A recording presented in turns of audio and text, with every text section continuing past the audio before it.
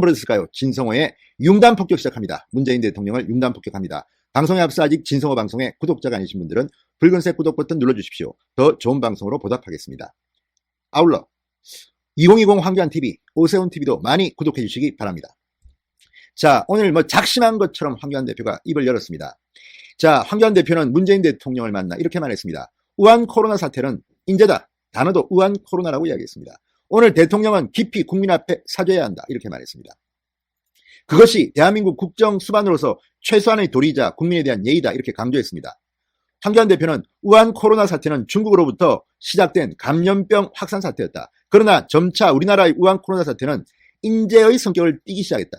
지금 이 위기의 배경에는 정부 대응 실패가 결정적 영향을 미쳤다. 무엇보다 초동 대처에 실패했다.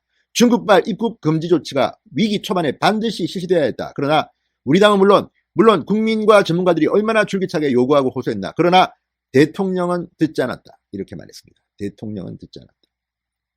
대통령과 총리 등 정권 전체가 너무나 안일하고 성급했다. 도대체 무슨 근거로 모자나 종식될 거라고 말한 것인가? 따졌습니다. 문재인 대통령은 지난 13일 경제계 인사들과의 간담회에서 곧 코로나 사태가 종식될 것이라고 말해서 입방정 논란에 올라온 적이 있습니다. 자, 특히 황교안 대표는 문재인 대통령이 지난 20일 영화 기생충 제작 출연진과 청와대에서 짜파구리 오찬을 한 것을 거론했습니다. 청와대에서 대통령이 보인 파한대에서는 온 국민의 가슴을 산산조각냈다. 바로 옆에 문재인 대통령을 두고 지금 황교안 대표가 이런 말을 하고 있는 겁니다.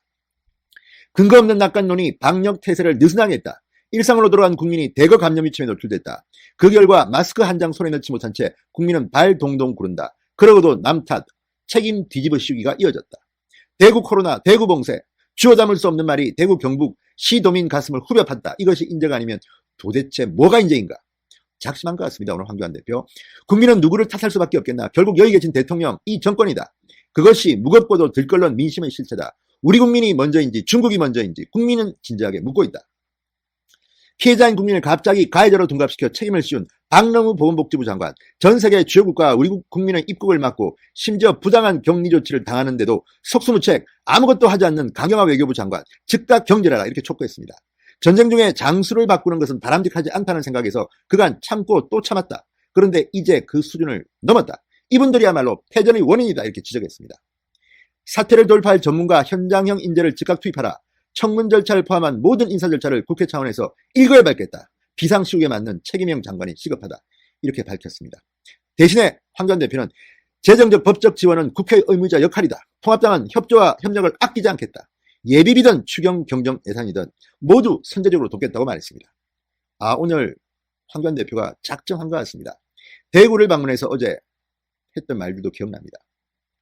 자, 어쨌든 오늘 이 문재인 대통령과 정당 대표 간의, 문재인 대통령과 이해찬, 황교안, 유석열, 심상정 대표 간의 회동이 끝난 뒤 이 문재인 대통령과 여야 사당 대표 간의 합의문을 발표했습니다.